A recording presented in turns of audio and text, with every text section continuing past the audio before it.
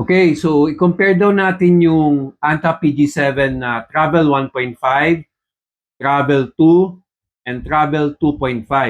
Okay. So, andito yung tatlong yon. Ito yung Travel 1.5. So, ito yung unang nilabas.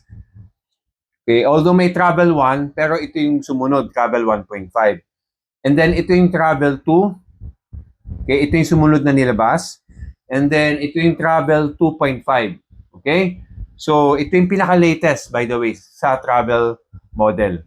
So, ang pinagkapare-pareho nitong tatlong to ay naka-PG7 midsole.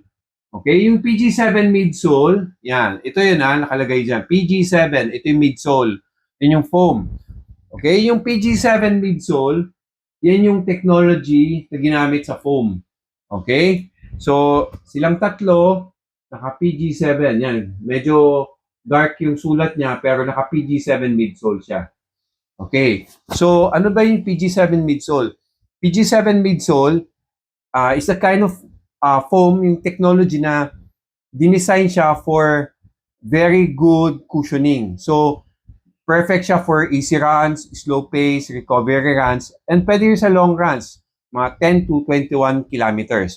Okay? So, maganda ang rebound nito. Very slow ang rebound niya. Okay? Compared sa mga traditional na malalambot or highly cushioned na running shoes. Ito, na perfect niya yung magandang cushioning para mas gentle sa body natin, sa joints natin, sa knees, sa ankles. Tulan muna natin sa pinaka-specifics ng every model. So ito, meron siyang pang men's and meron din siyang pang women's na design. Ito rin, ganun din. Ganun din to, may pang women's din. So first, yung outsole. Simulan natin sa ilalim. Ito yung outsole ng 1.5 model. Ang ginamit dito, A-grip outsole. Ganun din sa sumunod na model. A-grip outsole na ng ginamit. Ito din, A-grip. Pinakamakapal na outsole sa tatlo ay itong 2.5. Pinakamakapal na outsole. And then, sumunod ito sa 1.5. And then, ito yung may pinaka manipis na outsole. Okay, dito na tayo sa part ng midsole. Katulad sinabi ko kanina, silang tatlo naka-PG7 midsole. Pero itong Travel 1.5, ang value ng PG7 niya or peak gravity value niya is 7.8. Slower ang rebound nito compared dun sa ibang brands ng shoes. Okay? And then pagdating dito, ang peak gravity nito is 7.6. Mas mababa siya ng 0.2. Slower ang rebound nito. Mas mabagal ang balik. Ganun din dun sa latest, sa Travel 2.5, naka 7.6 siya na PG. Okay? Mas ina-absorb niya ng maganda yung impact. Yung stock height nila, okay, meron siyang 28 mm from here to somewhere here. And then 36 mm sa likod. So actually silang tatlo ganun. Okay? 28 mm, 36. So meron silang 8 mm drop. Mas feel kong mas flat ng konti yung paa ko dito. And then ito mas angat ng konti.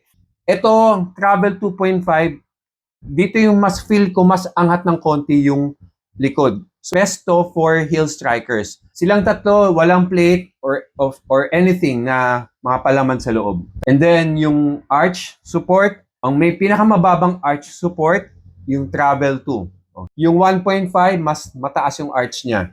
2.5 ang may pinaka-support sa arch. Kung medyo may konting issue kayo sa pagiging flat fit, okay yung 2.5. Titest na natin yung mga lambot ng midsole nila using durometer. Okay, ito talaga wala nang tansyahan kasi naka-measure na yung gaano kalambot yung midsole nila. Okay, simulan ko sa Travel 1.5. 42 yung measurement na lumabas. Mas mababa yung measurement, mas malambot yung midsole. Okay, 30. Sa Travel 2, 30. And then sa Travel 2.5, 30. So pareho yung lambot nung 2 and 2.5. Okay? So, pinaka-firm sa tatlo yung midsole ng Travel 1.5. It's good kung gusto nyo ng isang PG7 na versatile kasi medyo firm siya, okay? Pero ang rebound niya maganda. So, ang maganda sa 1.5, which yun parati ko sinasabi sa kahit sa mga old videos ko, gustong-gusto ko ang 1.5 kasi okay siya sa slow runs. At the same time, since medyo firm siya, pwede rin siya sa mga mabibilis na pace. Pero kung gusto mo talagang na super comfortable, pili ka sa dalawang ito. 2 or 2.5. Sinukat naman natin kanina, parehong lambot ng midsole nila, di ba?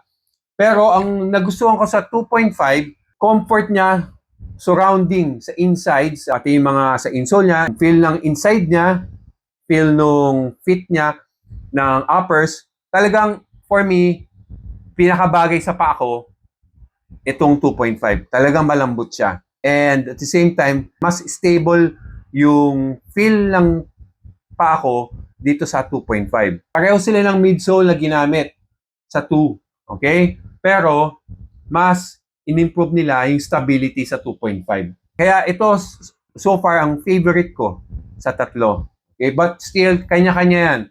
Pinaka manipis na foam sa tatlo, although makapal din naman to, pero comparing sa tatlong to, pinakamanipis yung sa Travel 1.5, mas kumapal ng konti dito sa 2, okay?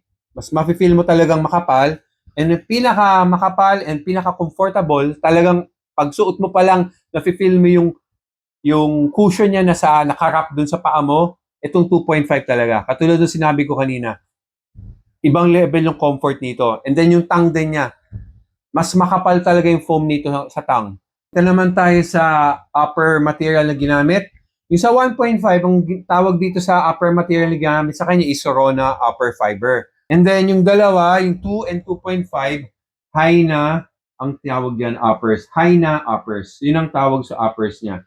Pareho silang skin friendly and light, very light and durable at the same time. Okay, now, yung overall fit. Ito, 1.5, pag sinuot ko siya, mas feel ko na mas snug siya. Although, itong tatlong to, wide to designed for wide fit okay? 2E last ang gamit. So, wide talaga silang tatlo. Mas pointed din tong 1.5. Pansinin nyo tong part na to. Mas pointed siya compared dito sa 2. Okay? 2 ang may pinaka wide na fit. Mas may bilog din tong part na to. Itong part na to. Itong 2.5, okay? Actually, yung 2.5, in between nito yung fit ng 1.5 and ng 2. And then, yung sizing, true to size silang tatlo. You get your usual size sa ibang running shoes nyo. Okay? Okay, so ngayon, yung weight naman nila. Yung Travel 1.5 for size 10 US, 329 grams siya. Travel 2, 287 grams. Travel 2.5, 306 grams. So, ang pinakamagaan sa kanilang tatlo ay yung Travel 2. Kaya medyo mas mabigat yung dalawa, yung 1.5 and 2.5 dahil mas itong 2.5 may pinakamadaming plastic protective film sa tatlo. Okay? Ayan, kapal niya, no? Ito yung plastic protective film. So, waterproof resistant siya. Okay? So, splash resistant. Pag nabasa yan, hindi papasok sa loob ng shoes. Hindi mababasa yung paa natin. Yan. Plastic protective film yan. Yung 1.5 meron din, pero mas mabababa. Mas maikli, mas thinner yung, or mas narrower yung coverage ng PPF niya. Yun, kung may questions kayo, comment kayo and I will answer them, okay? And kung may mga share kayo, kung nakagamit na kayong ganito, yung mga magagandang experience nyo sa Anta PG7 Travel Series. Yun, thank you for watching.